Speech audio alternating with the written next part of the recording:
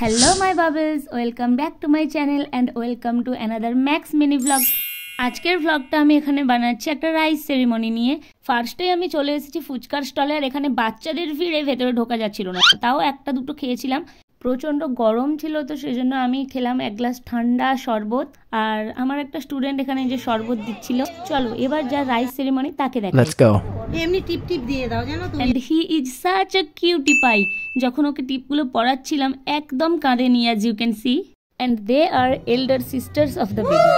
Then আমরা চলে গেলাম লাঞ্চ করতে, আর বেছে বেছে আমি একটা ফ্যানের নিচে টেবিলে সিলেক্ট করেছিলাম কারণ যা গরম ছিল।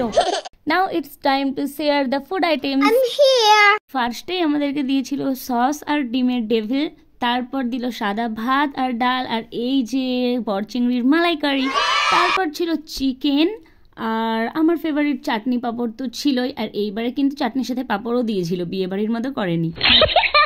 তারপর দেওয়া হলো ইয়াম্মি ইয়াম্মি পায়েস আর রসগোল্লা। আমি একটাই মিষ্টি খেয়েছিলাম, আর তারপর আমাদেরকে হাত ধোয়ার জন্য ঠান্ডা ঠান্ডা জল দেওয়া হলো। এট লাস্ট আমরা খেলাম আইসক্রিম।